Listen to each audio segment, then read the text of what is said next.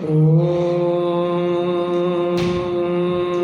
नमः सिद्धेभ्यः।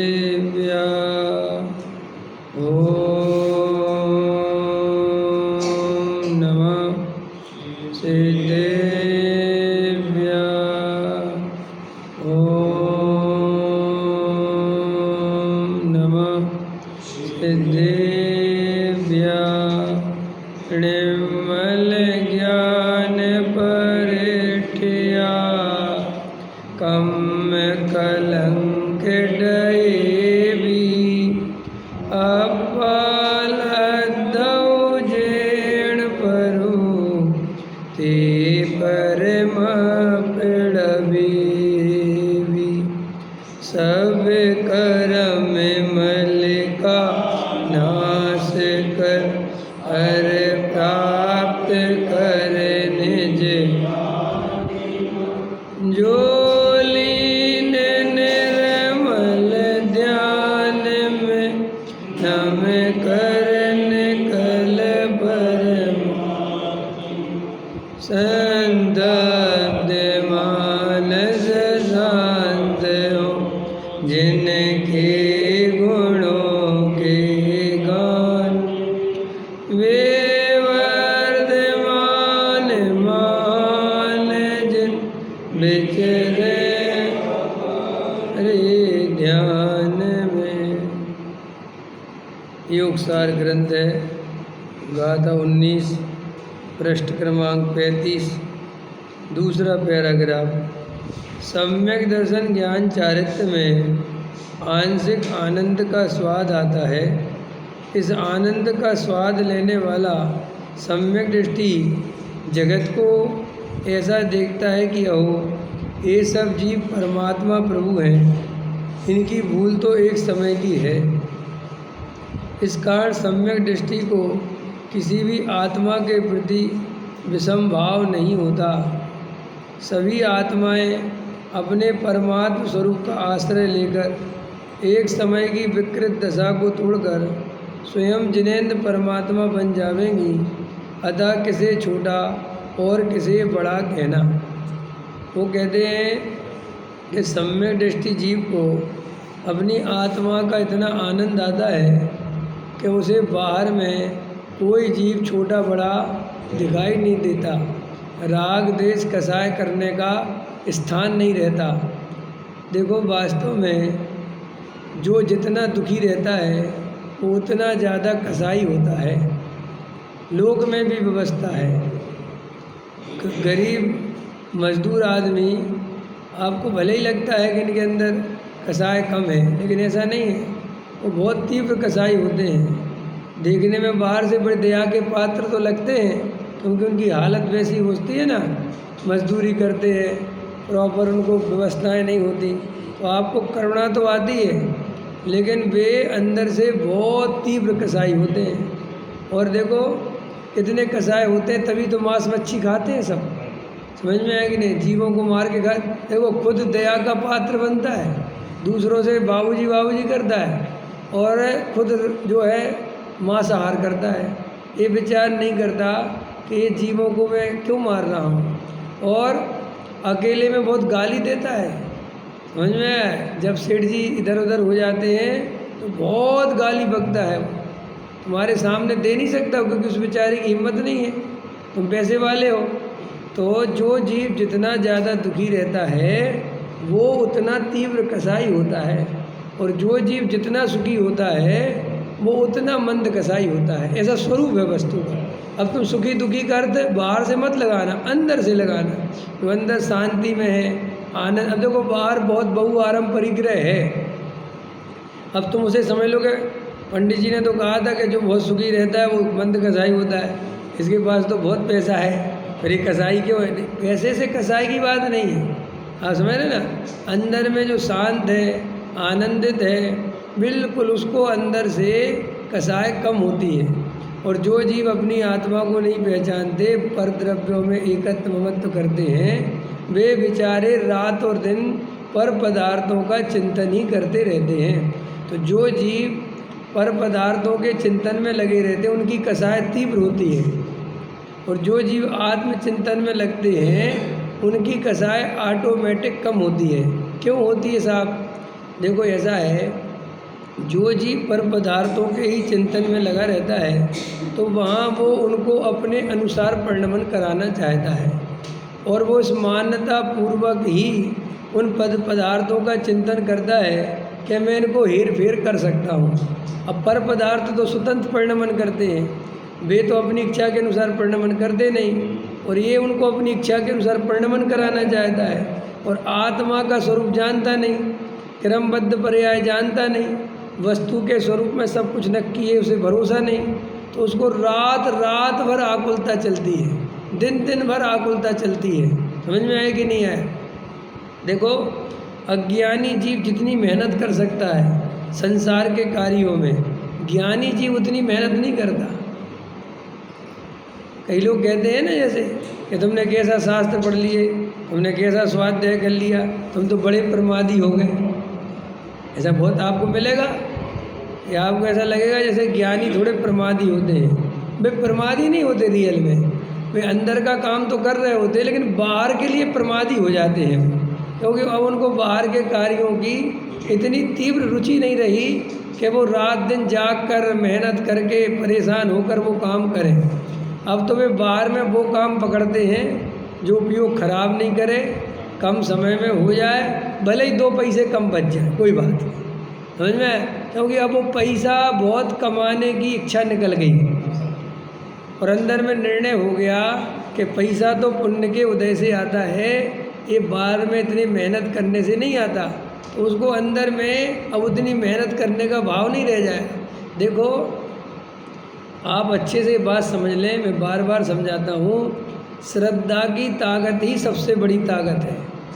अगर हमारी श्रद्धा मिथ्यात्व की है तो हम बाहर में बहुत ताकत लगाएंगे, और अगर हमारी श्रद्धा सम्यक हो गई है तो हम बाहर में फिर ताकत नहीं लगा पाएंगे। हमारी फिर हम कितनी ही कोशिश करें वो ताकत अंदर में ही लगेगी। इसलिए अपन लोगों में जो अच्छे स्वाध्यायी जीव हैं, जो बढ़िया आत्मार्थी जीव हैं, जो सम्यक के सन्मुख हैं, वे प्रवचन वगैरह में आलस नहीं करते, बिल्कुल अलर्ट होके पहुंच जाएंगे, समय पर पहुंच जाएंगे, पानी बारिश कुछ भी पहुंच जाएंगे, अपना स्वाध्याय करेंगे, अपना चिंतन मनन करेंगे, लेकिन बाहर के कार्यों में बहुत आलस दिखाएंगे। और उनकी पत्नी बोलेगी भी तो मंदिर जाने में कोई दिक्कत नहीं है, लेकिन बाजार जाने में बहुत दिक्कत है। ऐसे होता है कि नहीं होता है? बाजार तो तुम बस हम नहीं जा रहे, क्यों, ऐसा क्यों है? और जो अज्ञानी जीव है, संसारी मोही जीव है, उसको बाजार जाने में मज़ा आता है। वो सोचता है अरे छोड़ो यार, मंदिर तो कल कर आएंगे, आज तो सिनेमा देखने चले। माने उसका उत्साह है सिनेमा देखने में। एक सम्यक दृष्टि भी सिनेमा देखने जाता है, और एक मिथ्या दृष्टि भी जाता है, और एक सम्यक दृष्टि भी मंदिर जाता है, और एक मिथ्या दृष्टि भी मंदिर जाता है। लेकिन सम्यक दृष्टि को मंदिर जाके जो रोमांच है, स्वाध्याय सुन के जो रोमांच है, वो रोमांच मिथ्या दृष्टि को नहीं होता।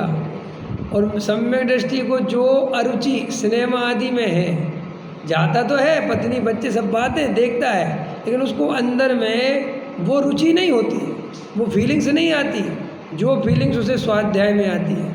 और मिथ्या दृष्टि वो इसके अपोजिट है, स्वाध्याय में चला तो जाएगा, बैठ तो जाएगा, लेकिन अंदर में उसको वैसा उत्साह, वैसी उमंग, वैसा अंदर में पुरुषार्थ नहीं दिखता। और उसको सिनेमा ले जाओ तो वहाँ एकदम अलर्ट हो जाता है। तो मिथ्या दृष्टि की संसार में गहरी रुचि होती है, और सम्यक दृष्टि की आत्मा में गहरी रुचि होती है। तो आत्मा में जिसकी गहरी रुचि होगी उसे संसार की फिर गहरी रुचि नहीं रहेगी। इसलिए कई लोग कहते ना कि ये पंडित विद्वान जो है ज़्यादा पैसा नहीं कमा पाते, ऐसे बहुत होता है ना, कामयाब नहीं हो पाते। नहीं, उसका कारण है वास्तव में, ऐसा नहीं, मैं ऐसे ही नहीं बता रहा हूँ, मैं बहुत कारण बता रहा हूँ। उसका कारण ये है, पैसा कमाने के लिए जितनी तीव्र कसाई चाहिए, समझ में आया, जितना छल कपट मायाचार चाहिए, जितना हिंसा का कम, वो अगर अच्छा विद्वान होगा, स्वाध्याय करता होगा, आत्मार्थी होगा, तो वो क्या है कि वो कर नहीं पाता। वो आया समझ में, उसके अंदर ही अंदर अब वो स्वाध्याय है, तत्व चिंतन है, आत्मचिंतन, तो वो पुरुषार्थ, वो संसार का वो कर ही नहीं पाता। वो समझ में आया कि नहीं आया? अब उसको लगता है रहने दो यार, कम में ही काम चला लेंगे, कोई बात नहीं यार, कौन सा अपना इसमें सुख है। अब उसको बार बार विचार आ जाता है, भले ही भी मिथ्या दृष्टि हो, लेकिन स्वाध्याय सुना है, तत्व समझा है, तो उसको बार बार वो कसाय जो है जोर नहीं पकड़ पाती। और मिथ्या दृष्टि को क्या है, तुम देखो, ध्यान से देखो, संसारी जीवों को देखो, तुम किसी दुकानदार को देखो, किसी व्यापारी को देखो, उनके पास बैठो, अगर वे आत्मा से अनभिज्ञ हैं तो तुम उनके चेहरे को देखो, उनकी भाव भंगिमा देखो। चले जाओ भी, चांदनी चौक चले जाओ, और जहाँ तुम्हें जाना हो, गांधीनगर चले जाओ, सुबह बिल्कुल 9 बजे आ जाएंगे, बिल्कुल एकदम अलर्ट, नहा धो के तैयार हो गए, रीढ़ की हड्डी सीधी करके, समझ में आएगा नहीं? और दिन भर much much much much much much much much, और सुनो, खाली बैठेंगे तो भी शांत नहीं होते, उसमें भी दिमाग लगाते हैं, ये करो, ये हटा लो, ये माल बाहर निकालो, ये करो, करते हो, और कोई उन्हें याद नहीं। और रात के 9 बज जाते उनको ऐसा करते करते। भाई मैं रोटी खा ली, उसी में अपना जो है बातचीत हो गई, गप मार ली, और बस सुनो, उसके बाद 9 बजे आए, रात्रि में खाते हैं सब, 9 बजे, 9:30 बजे, 10 बजे खाना खाया, और आधा घंटा न्यूज़ देखी, टीवी देखी, सुबह फिर उठते हैं पागलों की तरह, समझ में आया कि नहीं आया? फिर भागते हैं, कोई होश ही नहीं है उनको देखो, उनके चेहरे को देखो, कई विचारों को, भले ही जैन है वे, उन्हें कुछ पता ही नहीं क्या आत्मा होता है, क्या वस्तु का स्वरूप होता है, क्या देवसास गुरु होते हैं, क्या मोक्ष होता है, उन्हें कुछ पता ही नहीं। उन्हें सिर्फ और सिर्फ अपना पैसा ही मोक्ष है, पैसा कमाने की धुन सवार है, बस पैसा पैसा पैसा, कोई मतलब नहीं। ये प्रॉपर्टी खरीदो, ये बेचो, वहाँ खरीद लो, ये खरीद लो, वो खरीद। उन विचारों का जीवन देखो तो कितने करुणा के पात्र है बेचारे। थोड़े दिन बाद ये बहुत ख़त्म होने वाला है, और इस दुर्लभ मनुष्य पर्याय में जैन कुल में देवशास्त्र गुरु का समागम मिला, तो भी बेचारे वीतरागता नहीं पहचान पाए, आत्मा नहीं पहचान पाए। 4 गति से दुखों के बचने का उपाय उनके मंदिर में चलता रहा, और उनको बैठने का विचारों को समय नहीं मिला। वे करुणा के पात्र है कि नहीं? बहुत करुणा के पात्र है। और उनसे ज़्यादा करुणा के पात्र अपन न बन जाए कि अपन को उपाय सुनने मिला और फिर भी अपन ने उपाय नहीं करा। समझ में आया कि नहीं आया? तो उन जीवों को जो मिथ्या दृष्टि होते हैं, उनकी गहरी रुचि संसार की होती है, इसलिए उनका चित्त राग द्वेष से कभी खाली नहीं होता। वे अकेले में भी बैठे होंगे तो कसाय कर रहे होंगे। क्या रमेश जी? कोई नहीं है कसाय करने के लिए। अब आप कहोगे साहब अकेले में जीव कैसे कसाय करता है? बहुत कसाय करता है अकेले में। देखो, तुम अकेले बैठे हो और संसार का चिंतन करते हो, दुकान का, मकान का, पत्नी का, बच्चों का, समाज का, ये सब चिंतन तीव्र कसाय का लक्षण है। आया समझ में? और जिसको एकांत मिलते ही आत्मचिंतन प्रारंभ हो जाता है, वो मंद कसाई जीव सम्यक सन्मुख सम्मिथ्या दृष्टि जीव है, और वो कुछ काल में सम्यक दर्शन लेगा, जिसे एकांत होते ही ऐसा लगता है स्वर्ग मिल गया। समझ में आया कि नहीं आया? जैसे ऐसा लेटा है, आसन की कोई बात नहीं, लेटा है अपना शांति से चारपाई पे, और अपना आत्मचिंतन कर रहा है, वेद ज्ञान कर रहा है, संसार का स्वरूप समझ रहा है, अरे रे कुछ नहीं। वो जीव मंद कसाई तो है, उसे उसी समय बहुत पुण्य बन रहा है, और गारंटी से कुछ काल में सम्यक प्राप्त करेगा।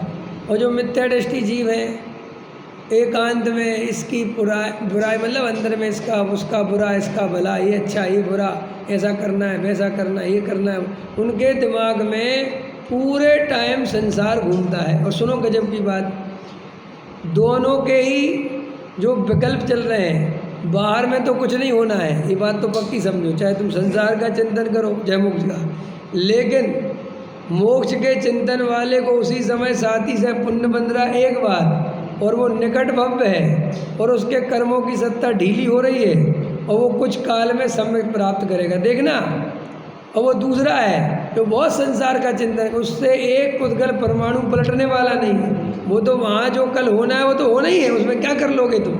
लेकिन उसने इतना पाप का गठरी बांधी, इतना पाप का बंद किया और सम्यक से कोसों दूर हो गया।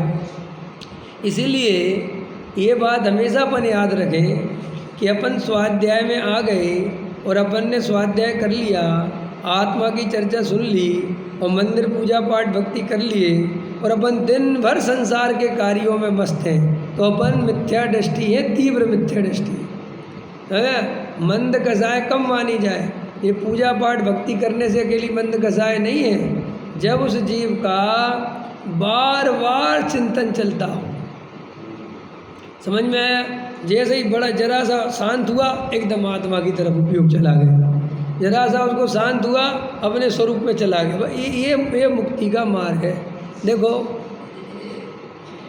आत्मा की अनुभूति होती है किसी को, और जब सम्यक दृष्टि होता है तो द्वारा आत्मा की अनुभूति हो, इसके लिए क्या करना चाहिए? हमें जल्दी जल्दी आत्मा की अनुभूति हो, इसके लिए क्या करना चाहिए? ये नहीं सोचना चाहिए अनुभूति जब होगी सब हो जाएगी, ये तो बिल्कुल व्यर्थ की बात है। नहीं नहीं, आज हुई है तो फिर होगी, क्यों नहीं होगी। मैं पुरुषार्थ करूँगा, मैं फिर से अपना चिंतन करूँगा, मनन करूँगा, आनंद में करूँगा, तो तुम्हें उसकी तरफ बढ़ोगे। और तुम ये सोच लोगे कि वो तो साहब जब होनी थी तब हो गई, हम क्या कर सकते, तो फिर तो दूर चली जाएगी। देखो, कभी कभी ऐसा भी होता है कि जीव को संयोग बसात भी आत्मा की अनुभूति हो जाती है। संयोग बसात माने ऑटोमेटिक, जरा सा तत्व चिंतन करा, जरा सा स्वाध्याय किया और क्षण भर के लिए अनुभूति हो सकती है, कोई बड़ी बात नहीं है। लेकिन वो अनुभूति हुई और छूट गई। समझ में आया कि नहीं आया?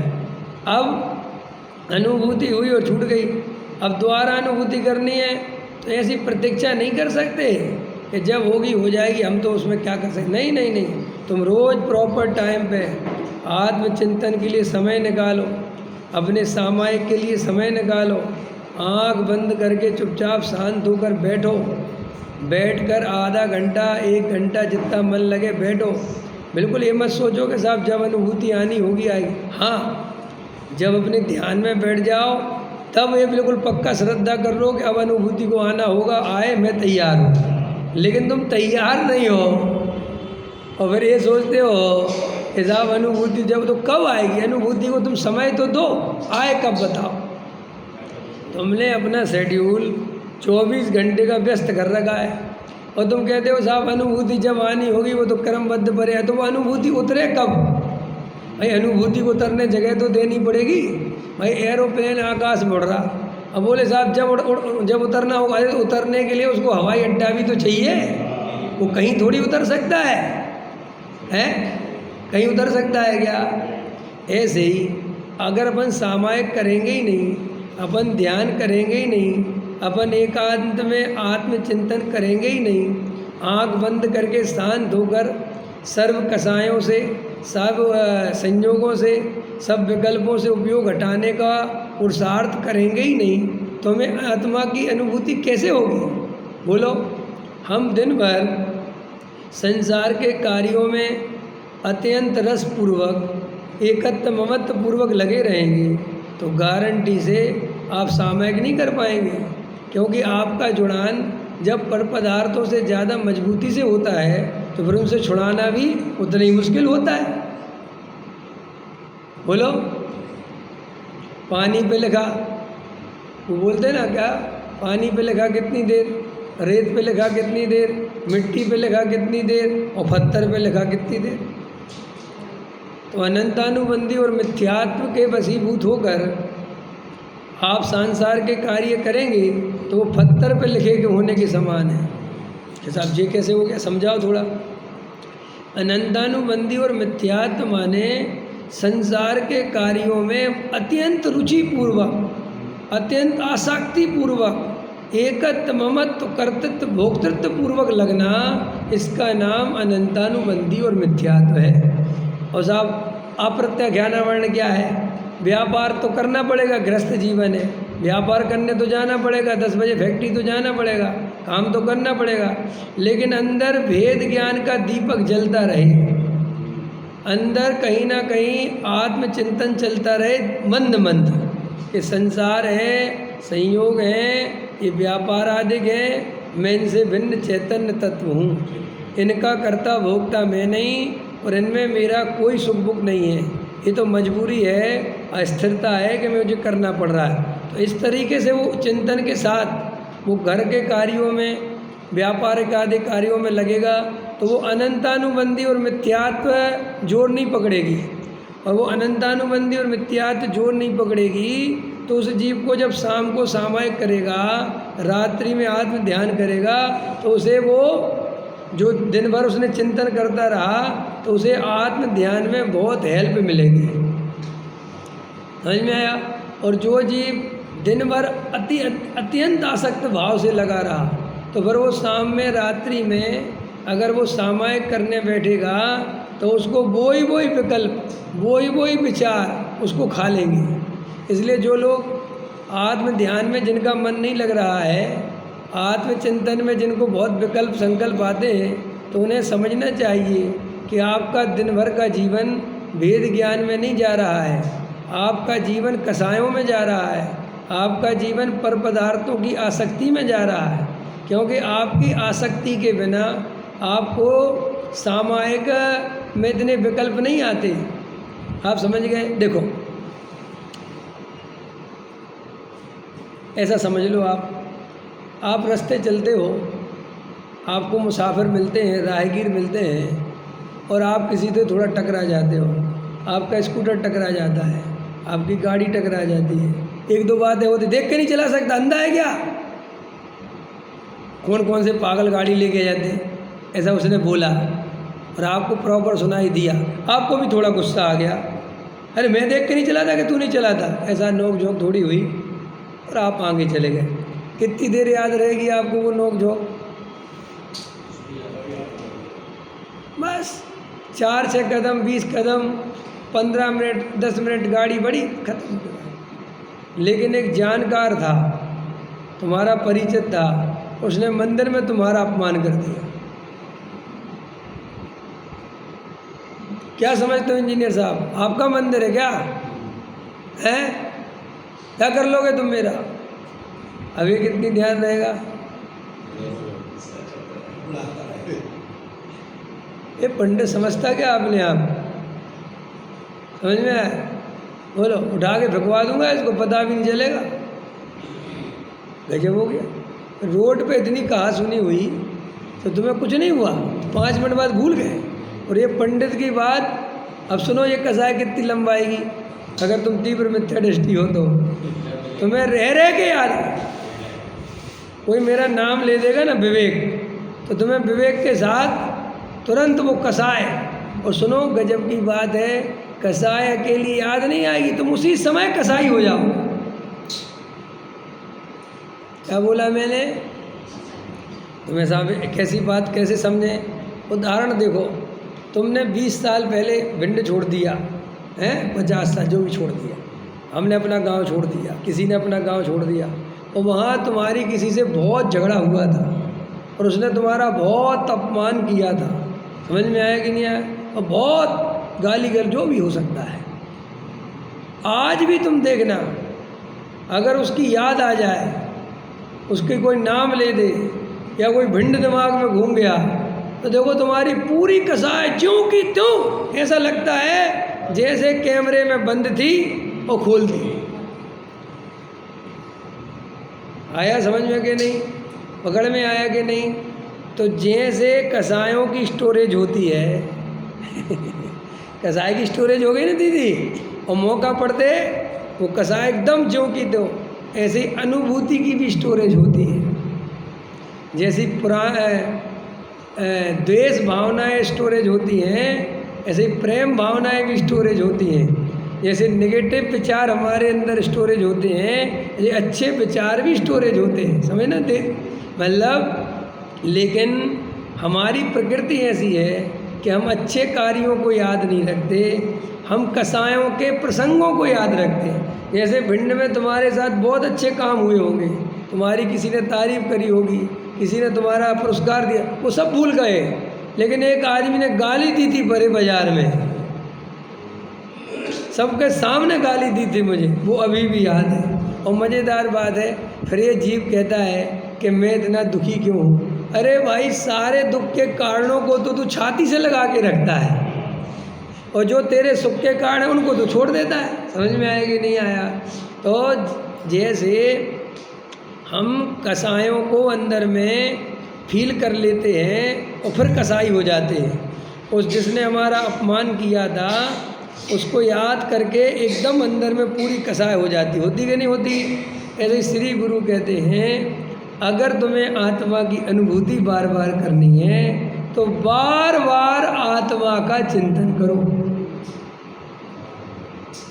बार बार याद करो। अहो वो समता भाव, अरे वो धारा क्या चली थी उस समय, 8 दिन मेरे परिणाम कैसे निर्मल हो रहे थे, अंदर में कितनी शांति थी, ओहो कैसे वो भाव थे, कैसा मेरा सामायिक में मन लगता था, कैसा स्वरूप का आनंद आता था, अभी क्यों नहीं आ रहा। ऐसा बार बार उसका रस ले तो वापस उछल जाता है।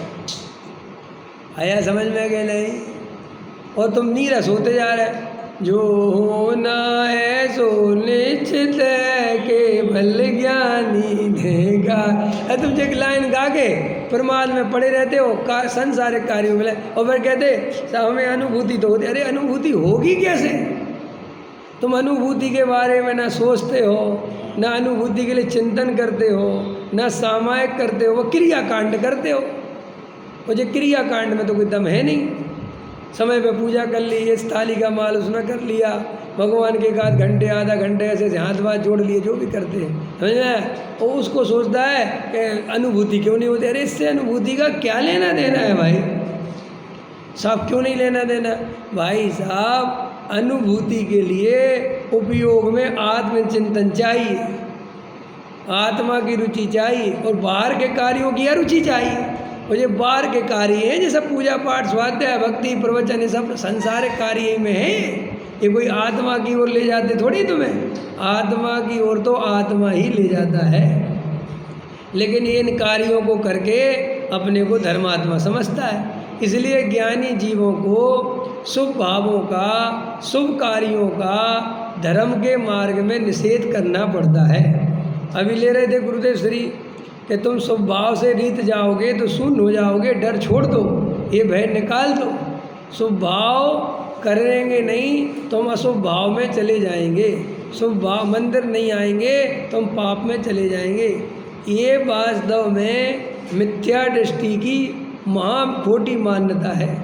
देखो भाई, अशुभ भाव में जाने से वही डरता है जिसे आत्मा की खबर ना हो। जिसे आत्मा की सच्ची दृष्टि होती है उसे कोई भी द्रव्य क्षेत्र काल भाव अशुभ और शुभ नहीं होता। वो तो जानता है कि आत्मा की अगर रुचि है तो सभी शुभ शुभ है, और आत्मा की अरुचि है तो सब अशुभ है।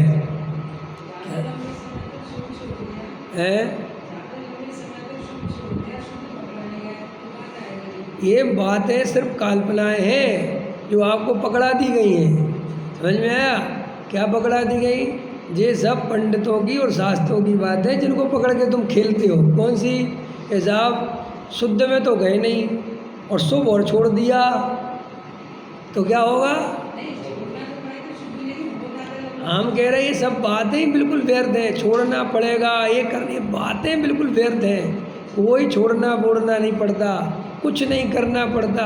सिर्फ तुम अपनी आत्मा से प्रेम करो, तुम सिर्फ आत्मा का ध्यान करो, तुम भेद ज्ञान करो। बस जो छूटने योग्य है वो छूट जाएगा, जो ग्रहण करने योग्य है वो ग्रहण हो जाएगा। ये जितनी भी बातें हैं ना, इस शास्त्रों के आधार से और प्रवचनों के आधार से चलती हैं। बाकी तुमने प्रैक्टिकल करके कुछ नहीं देखा। पकड़ में आया? ये बात बताओ, तुमने ये बात क्यों मान ली कि जब तक शुद्ध भाव नहीं हो? तुमने कभी शुद्ध भाव करने की कोशिश करी है? अरे करी है, ईमानदारी से बताओ। अब जब तुमने शुद्ध भाव की कोशिश ही नहीं करी तो तुम्हें ये कहने का अधिकार कहाँ है कि जब तक शुद्ध भाव में नहीं जाओ तब तक तो शुभ भाव में रहना चाहिए, वरना शुभ में चले। ये सिर्फ एक आपकी कल्पना है, और आप इसको कर करके बोल के अपने को आपको थोड़ा ऐसा समझते हैं कि जैसे हम धर्म बहुत समझते हैं। अरे शास्त्रों के आधार से समझा गया धर्म, पंडितों के मुंह से सुना गया धर्म, वो कोई धर्म भरम नहीं है भाई।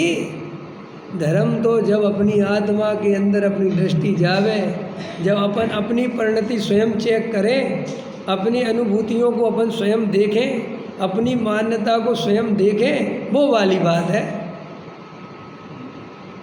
अच्छा एक बात बताओ, कई बातें, 1000 बात हो सकती हैं।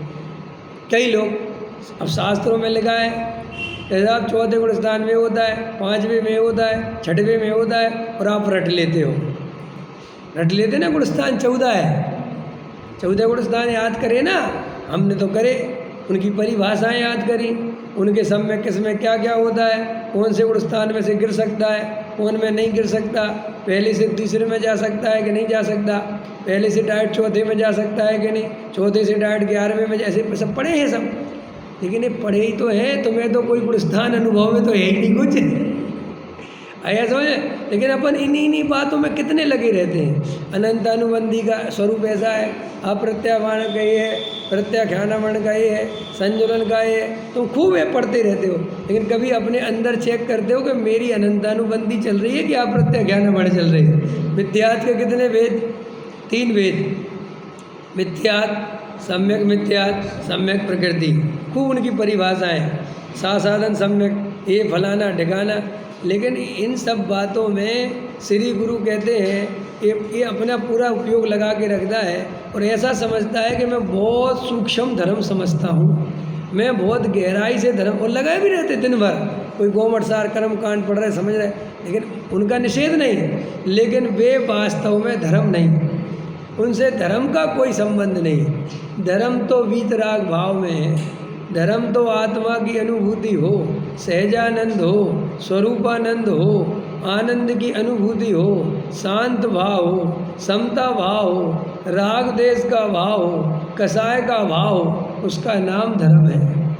उपयोग शुभ से अशुभ हो गया, अशुभ से शुभ हो गया, इससे कोई बहुत दम नहीं इन बातों में। और जो ये प्रश्न पूछा गया कि साहब जब तक शुद्ध में नहीं जाएंगे कभी नहीं जाओगे, ऐसे व्यक्ति कभी शुद्ध में जा ही नहीं सकते। जिनने ये शुभ का राग पकड़ रखा है ना कि भाई कम से कम तब तक तो शुभ करना चाहिए, वे कभी शुद्ध को पा ही नहीं सकते, क्योंकि अंदर में वो कॉन्फिडेंस आया ही नहीं उनको। नहीं समझ में आया? जो आदमी असफल होने से डरता है वो कभी सफल नहीं हो सकता। ये तो पढ़ा होगा आप लोगों ने, बड़े बड़े मोटिवेशन समझाते हैं। जो आदमी असफल होने से डरता है वो कभी जीवन में बड़ी सफलता को प्राप्त नहीं करता। समझ में आया?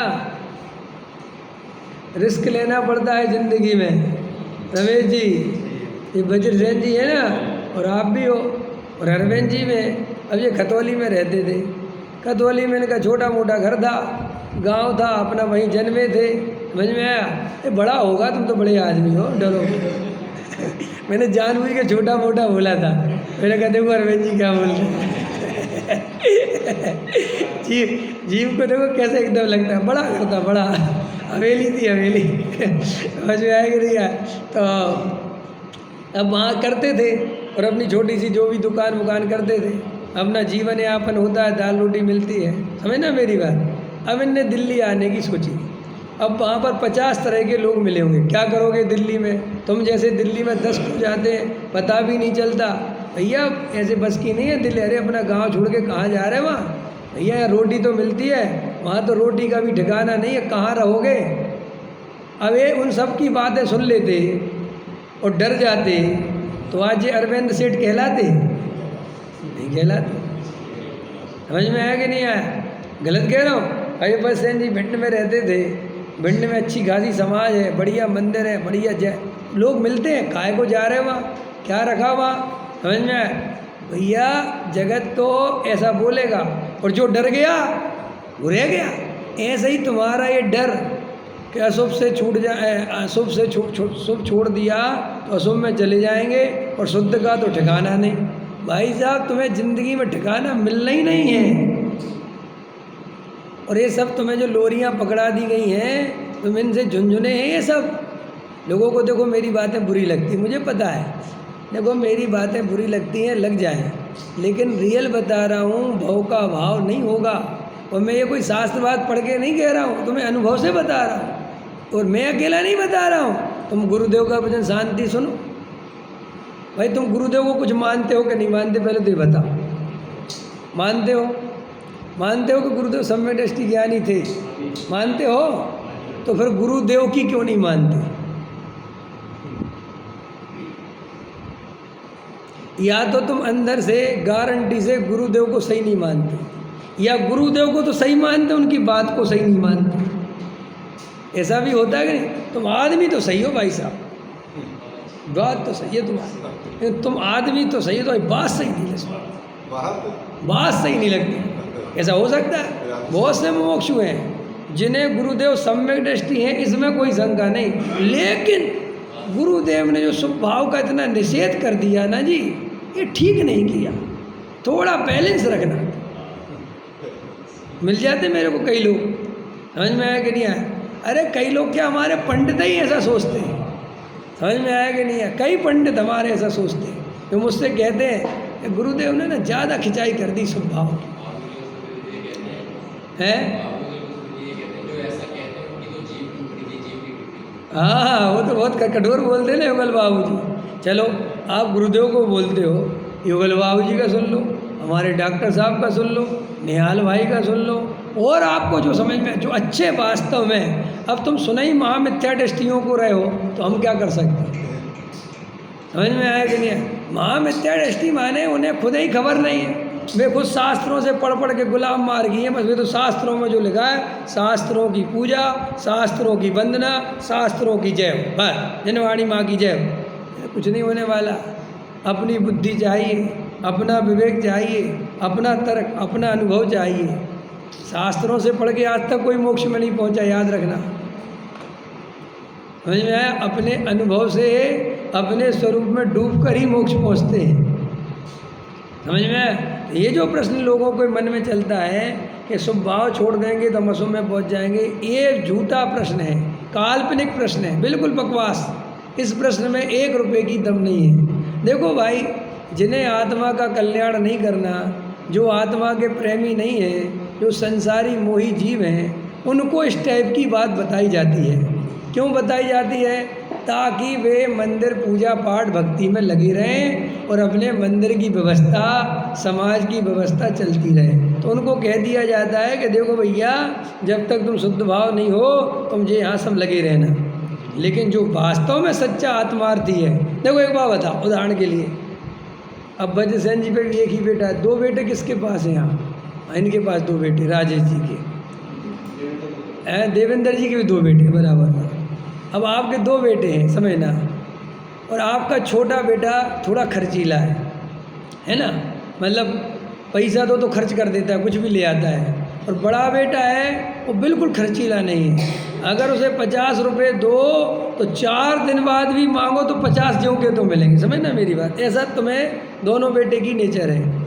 तो तुम देखो, जब छोटे बेटे को देते हो तो एक कह देते हो, तुम इधर उधर खर्च मत कर देना, फालतू में 4 दिन बाद पैसा ले लूँगा वापस, बराबर। लेकिन बड़े बेटे को देते हो तो वो कहता है, उससे कहते हो कुछ खर्च कर लेना थोड़ा बहुत। कैसे कैसे ये उपदेश दे, ये क्या कह रहे हो तुम? तो वो माँ होती है जो, वो कहती जी क्या तरीका है, तुम बेटे में भेदभाव करते हो। एक बेटे को प्रेम ज़्यादा करते, उससे तो कहते खर्च कर लेना, और इससे कहते तू खर्च मत करना। अरे भाई, वो भेद नहीं करता, वो दोनों का स्वभाव समझता है। तो जैसा स्वभाव देखता है वो वैसा उपदेश देता है। ऐसे ही मिथ्या दृष्टियों के सामने ज्ञानियों को उपदेश देना पड़ता है। अब कई मिथ्या दृष्टि तीव्र कसाई बैठे होते हैं, तो फिर ज्ञानियों को भी करुणा करके थोड़ा शुभ भाव की प्रेरणा करनी पड़ती है। ए भैया, तू पूजा पाठ भक्ति मत छोड़ दियो। समझ में आया कि नहीं आया? तो अब जो बराबर वाला बैठा है वो मुफ्त में ही अपने ऊपर लगा लेता है, जबकि उससे नहीं कह रहे थे वो बात। आया समझ में? भाई जैसे आत्मा की सच्ची रुचि है। अच्छा एक बात बताओ, जो अपन जैसे जीव है, अपने से कोई कहता है कि तुम शुभ भाव मत छोड़ देना? कहता है कोई? क्यों नहीं कहते? कहते भाई साहब जैसे आत्मा से प्रेम हो गया, वो शुभ भाव छोड़कर भी नहीं छोड़ सकता। होता है कि नहीं? जैसे बसंत जी कंजूस आदमी होते हैं तो बहुत ज़्यादा कंजूस, कंजूस के भी दो अर्थ होते हैं।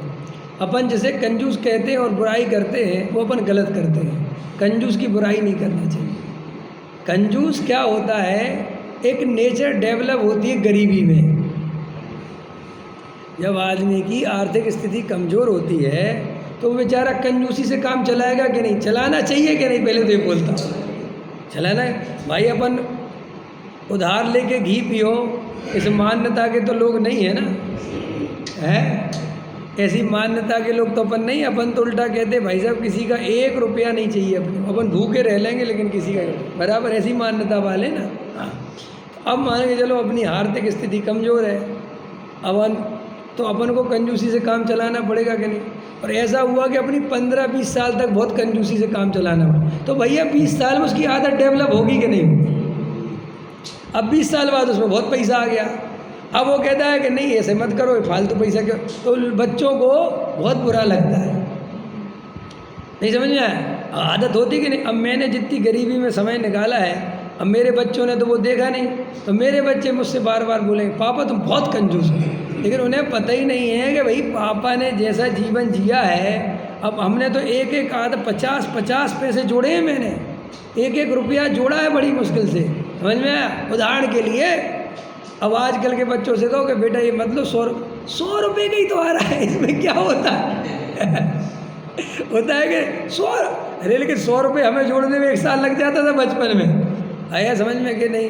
तो उसका गहराई से विचार करते हैं तो वो कंजूस नहीं है, समझ में? वो उसकी आदत वो डेवलप हो गई, पकड़ में आया?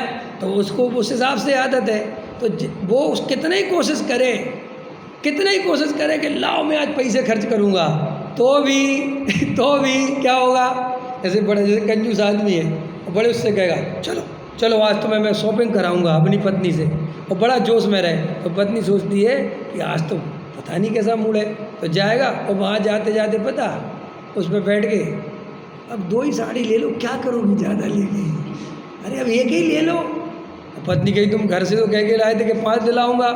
अरे वो तो ठीक है, तो अभी क्यों हुआ? अब उसकी वो परिणति जो वो थी वो जाग गई। कोशिश तो बहुत करी कि छोड़ दूं, लेकिन छूटती नहीं। ऐसे ही ज्ञानी स्वभाव कितने ही छोड़ने की कोशिश करें, भैया वे छूटते नहीं। वे उनके रह के मैं कितने आज बता दूंगा, आज चलता हूँ। ऐसा होता है ना, गुस्सा आ जाए, आज देखता हूँ, आज बता ही दूंगा। अब बहुत गुस्सा आ रहा है उसको, वो घर पे जाएगा, अरे तो यार सबकी जी वही तो है बेचारे, हो गई होगी गलती है, अब क्या? अब वो करे क्या भैया? वो अंदर आत्मा की जो जड़ी बूटी उसने रख रखी है, वो उस पर कसायों का जहर चढ़ने ही नहीं देती। और मिथ्या दृष्टि ने रखी है मिथ्यात्व की जड़ी बूटी, समझ में आया? और सम्य दृष्टि के पास है सम्यत की जड़ी बूटी। तो मिथ्यात्व की जड़ी बूटी अगर 10 ग्राम क्रोध करना होगा तो उसे वो 100 ग्राम में कन्वर्ट कर देगी, और सम्यत की जड़ी बूटी 100 ग्राम क्रोध करना होगा तो उसे 10 ग्राम में कन्वर्ट कर देगी। इसलिए ज्ञानियों के कसाय नहीं होती। और मिथ्या दृष्टि कितने ही कोशिश करे कि कसाय नहीं करनी, तो भी उसके अंदर कसाय चलती रहती है। तो ये जो उपदेश है कि अशुभ से छोड़कर शुभ जो भी है, कुछ नहीं है उसमें, कुछ दम नहीं है। हाँ, जो तीव्र मिथ्या दृष्टि हैं, संसारी हैं, पापी हैं, मोही हैं, उनके लिए उपदेश है। कौन सा? कि देखो भैया अशुभ बहुत बुरा है, अशुभ करोगे तो नरक निगोच जाओगे, शुभ भाव अच्छा है, ये धर्म का रक्षक है, ये धर्म का कारण है, परंपरा से मोक्ष का कारण है। तुम शुभ भाव में रहना, पूजा पाठ भक्ति करना, मंदिर छोड़ के मत जाना, दुकान में मत लगे रहना। ये उपदेश तीव्र मिथ्या दृष्टियों के लिए जिनने आत्मा की बात नहीं सुनी, जो स्वाध्याय नहीं करते, कभी कभार मंदिर आते हैं, कभी कभार स्वाध्याय में बैठ जाते हैं, उन जीवों को मोक्ष मार्ग में लगाने के लिए इसके अलावा कोई उपाय नहीं है। संसार में भी हम अपने बच्चों को अच्छे रास्ते पर लगाने के लिए दो ही चीज़ अपनाते हैं, एक भय दिखाते हैं और एक लोभ दिखाते हैं। पढ़ोगे लिखोगे बनोगे नवाब, खेलोगे कूदोगे बनोगे खराब। तो खराब माने भय और नवाब माने लालच। दे दिया ना, दो चीज़ है कि नहीं। मतलब देखो भैया, अच्छे पढ़े लिखोगे तो बढ़िया नौकरी लगेगी तुम्हारी, बढ़िया ऑफिसर बन जाओगे, वरना पढ़ोगे लिखोगे नहीं तो चपरासी की भी नौकरी नहीं मिलेगी, गांव में ढोर चराओगे, फावड़ा लेना पड़ेगा। तुम्हारे भिंडे में फावड़ा लेना पड़ता है और हमारी तरफ ढोर चराने पड़ते हैं। समझ में आएगा नहीं। और यूपी में क्या कहते हैं, यूपी वाले बताओ कुछ है, ढोर चराने पड़ेगा। तो ढोर चराने पड़ेंगे माने कि भैया, तो देखो उसने भय दिखाया कि तुम्हारी ज़िंदगी, और लालच दिखाया कि पढ़ोगे लिखोगे तो ऑफिसर। ऐसे ही धर्म मार्ग में जो तीव्र मिथ्यादृष्टि जीव हैं, जो स्वाध्याय से दूर हैं, उनके लिए ऐसे ही उपदेश दिया जाता है कि देखो भैया, पूजा पाठ मंदिर में आओगे, अभिषेक में आओगे तो तुम्हें पुण्य बंधेगा, तुम्हारे बिगड़े काम बन जाएंगे, तुम्हारे घर में अनुकूलता हो जाएगी, पुण्य का उदय आ जाएगा, साता हो जाएगी। और अगर तुम देवशास्त्र गुरु से दूर रहोगे और जो कुगुरुओं के चक्कर काटोगे, एक कुदेवों के चक्कर काटोगे, मंदिर नहीं आओगे, स्वाध्याय में नहीं बैठोगे, तो तुम्हें तीव्र पाप का बंध होगा और पाप का उदय आएगा तो बहुत तकलीफ होगी और कालांतर में नरक जाना पड़ेगा। तो ये भय और लालच, ये शुरुआती दौर में ऐसे ही उपदेश होता है। लेकिन मिथ्यादृष्टि जीव ने गलती क्या करी, ये उपदेश को सर्वथा पकड़ लिया और ये रटा दिया, अशुभ भाव से शुभ भाव से, शुभ भाव से शुभ भाव, ये सब रट लिया। और बस मैं कह रहा हूँ, हमारे कितने प्रश्न काल्पनिक हैं जिनका हमें कुछ आता ही पता, और वे प्रश्न हमने इतने बड़े बना रखे। जैसे कई प्रश्न हैं, अन्याय नीति पक्ष करने वाले को सम्यक दर्शन हो सकता है, और खूब चलता है ये प्रश्न और खूब जवाब देने वाले मिलते, लेकिन आज तक ना किसी को अन्याय का पता, ना किसी को अनीति का पता, ना किसी को अवक्ष का पता। समझ में, बहुत खूब प्रश्न मिलेंगे तुम्हें। भैया, रात में पानी पीने वाले को सम्मेशन हो सकता है कि नहीं? तू रात में पानी पीना तो छोड़ो, और अभी ये बात बता, तूने सम्मेशन का कभी पुरुषार्थ किया? तू ये प्रश्न मुझसे पूछ रहा है कि रात में पानी पीने वाले को सम्मेशन हो सकता। मैं कह रहा हूँ, तू ये बता, तूने अभी कुछ किया, प्रैक्टिकल करके देखा कि तू रात में पानी पीता है तो तूने सम्मेशन का पुरुषार्थ करके देखा हो रहा है कि नहीं हो रहा? कि नहीं, वो तो नहीं देखा कुछ भी। तो फिर बस ऐसे ही बता दो। हम कितने प्रश्न देखना टाइम पास के लिए पूछ रहे हैं, और जब उसका समाधान मिल जाता है, ख़त्म, नथिंग, ओके। अब उसने कह दिया बसेन जी कि रात में पानी पी सकते हो, सम्यक दर्शन हो सकता। अच्छा, बहुत अच्छा, बहुत अच्छा, धन्यवाद। अब क्या करोगे? कुछ नहीं, हमें करना थोड़ी कुछ था, बस पूछना था। ऐसा होता है कि नहीं? अजय बात था, तुम डॉक्टर के पास जाओ, एक मरीज गया 1000 रुपये का फीस देके, और अंदर गया, डॉक्टर ने बोला क्या बीमारी है? बोले साहब डायबिटीज़ के बारे में बताइए आप।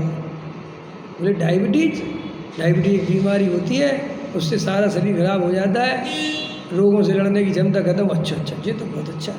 अच्छा डॉक्टर साहब, ये टीबी क्या होती है? टीबी 6 रोग होता है, शरीर को नष्ट कर देता। अच्छा। और ये ब्लड प्रेशर क्या होता है? ब्लड प्रेशर बीपी होता है, हाई होता है तो मर जाता है। अच्छा। कैंसर क्या होता है? कैंसर एक बीमारी हो। अब डॉक्टर साहब ने 5-6 बीमारी बताई, उससे पूछा तुझे कौन सी बीमारी है? कहना मुझे तो कोई नहीं। तो तू आया क्यों? बस मैंने सोचा आज बीमारियों के बारे में समझ ली, कौन सी क्या हो। हम धर्म में ऐसे ही तो कर रहे हैं, आ रहे हैं, बैठ रहे हैं, पूजा कर ली, आ गए, पंडित जी आ गए, अब कुछ नहीं समझ में आया, नए पंडित एक आध 2 प्रश्न बोल दो, ठोक दो, ताकि पंडित जी को पता चल जाए कि ये बड़े उत्तम क्वालिटी के श्रोता है। और प्रश्न भी रटा है, वे ही बिल्कुल एकदम बेकार प्रश्न, समझ में आया, जिनका कोई अनुभव से लेना देना नहीं है, कुछ नहीं, भाई वही प्रश्न पूछ पाए। और ये पंडित जी, अच्छा तुम्हारा नाम क्या है? मेरा नाम पंडित दिनेश। अच्छा दिनेश जी हो आप? हाँ पंडित जी। तुम यहाँ रोज आते हो? पंडित रोज आते हैं हम, रोज स्वाध्याय का टाइम हमारा फिक्स है। अच्छा अच्छा, तुम्हारा स्वाध्याय तो बहुत है। हाँ पंडित बहुत, 20 साल से स्वाध्याय हमारा। ये परिचय बढ़ाने के लिए प्रश्न पूछा था, ये प्रयोजन था उसका। आया समझ में? अच्छा तुम मंदिर में कुछ पद पे भी हो क्या? ट्रस्टी? हाँ आपको यही तो बता रहे ट्रस्टी हैं हम।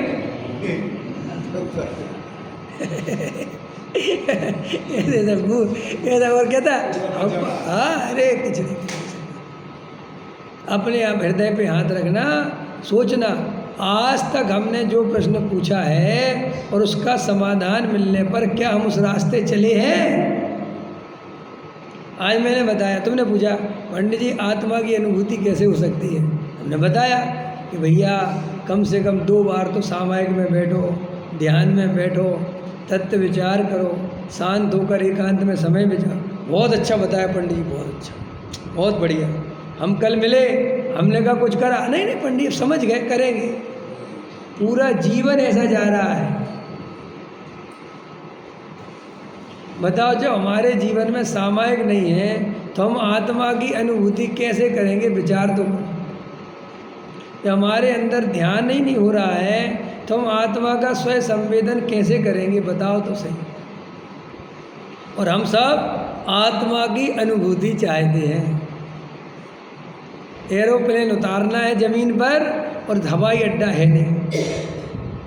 कोरी बातें करनी है, अनुभूति में क्या होता है, अनुभूति में कैसा लगता है। अच्छा पंडित स्वयं संवेदन उस समय कई प्रश्न हैं। अच्छा जब अनुभूति होती है तो पर का ज्ञान होता है कि नहीं?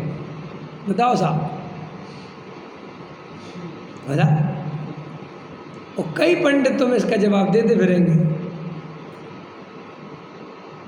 और तुम हाँ हाँ अच्छा अच्छा, और इस पर लड़ाई भी हो सकती है। एक पंडित जी कह गए हाँ पर का ज्ञान हो सकता है, होता ही है क्योंकि आत्मा तो सबर प्रकाश ही है। और एक कह गए नहीं नहीं पर का ज्ञान तो होता ही नहीं, क्योंकि अगर पर का ज्ञान करेगा तो स्वयं में डूबेगा कैसे? ये भी बात ठीक। अब क्या हो रहा है? अब दोनों मूर्खों की तरह पंथ बना लिए। एक ने पंथ बना लिया आत्मा पर को जानता है और एक ने बना लिया आत्मा पर को नहीं जानता। वो किताबें छप गई, पंथ बढ़ गए, 2 ग्रुप हो गए। कुछ ग्रुप इस ग्रुप में शामिल हो गए, कुछ इस ग्रुप में शामिल हो गए। और वे इस ग्रुप वाले इस ग्रुप को मिथ्या दृष्टि मानते हैं, इस ग्रुप वाले उस ग्रुप को मिथ्या दृष्टि मानते हैं। उन दोनों मूर्खों से पूछो कि तुम दोनों ने किसी ने आत्मानुभूति करी है? वो तो अभी नहीं, वो तो होएगी जब होएगी। तो फिर झगड़ा किस बात पे चल रहा? अरे साहब झगड़ा इस बात पे चल रहा है कि अनुभूति में पर को जानता है कि नहीं। देख लो पंथ संप्रदाय जितने भी बने हैं ऐसे ही तो बने हुए हैं। मोक्षु अपने आप को बड़ा सम्यक दृष्टि मानते हैं और संत साधु वाले ग्रुप को बड़ा मिथ्या दृष्टि मानते हैं। तुम किस आधार पर अपने को सम्यक दृष्टि मानते भाई? 7 तत्व पढ़ लिए इसलिए, समझ में? तुम ये कह सकते हो कि हम सम्यक का स्वरूप समझते हैं और वे नहीं समझते, लेकिन वे मिथ्या दृष्टि और हम सम्यक दृष्टि नहीं चलेगा। आत्मा की अनुभूति के बिना, भेद ज्ञान के बिना, तत्व निर्णय के बिना कोई जीव सम्यक दृष्टि नहीं होता। और जब तक सम्यक दृष्टि नहीं होता तब तक सब पढ़ना पढ़ाना व्यर्थ ही गया। इसलिए सम्यक दर्शन प्राप्त करने का उपाय सोचो भाई। ये टाइम पास के प्रश्न मत खोजो। शास्त्रों में जब मैं जयपुर पढ़ता था, मैं ऐसा विद्यार्थी था जो पहले दिन से 5 साल पढ़ा। समझ में आया कि नहीं आया? और मैंने कभी कोई प्रश्न ही नहीं पूछा। और लड़के जा के प्रश्न पूछते थे, गोमट सार में इसमें उसमें फलाने में, मैं कुछ नहीं पूछता था। क्यों? करणान योग के बारे में मैंने निर्णय कर रखा था कि भैया ये केवल ज्ञान का विषय है, जो लिखा है इसमें जान लो, बिल्कुल बुद्धि लगाने की जरूरत नहीं। अब नंदीश्वर में 52 है कि 51 है कि हाथी के ऊपर कमल है कि कमल के ऊपर हाथी है। समझ में आया कि नहीं आया?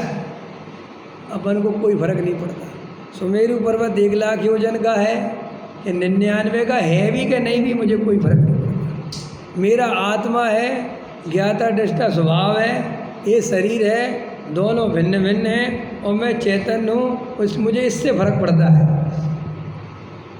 मुझे सुखी होना है, मुझे अनंत काल के लिए सुखी होना है, मुझे इससे फर्क पड़ता है। मुझे क्या लेना देना सुमेरु पर्वत से। जीव के कितने भेद होते हैं, 58 57 जो लगा लेना। मैंने कभी ज़्यादा उसमें रस नहीं लिया। मैं ये नहीं कह रहा कि जो रस लेते हैं वो बुरे हैं, लेकिन अगर वे रस ले लेके आत्मानुभूति को भूल जाते हैं तो वे अपना बहुत बड़ा नुकसान करते हैं। कोई क्रियाकांड बुरा नहीं है, लेकिन कोई जीव का बाहरी क्रियाओं को बहुत बड़ा धर्म मानकर उसमें ही अपना जीवन लगा देता है तो वो आत्मानुभूति से चूक जाता है।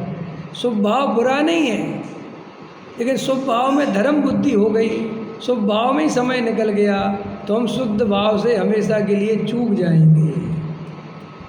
समझ में आया? विचार करना। सहजानंद।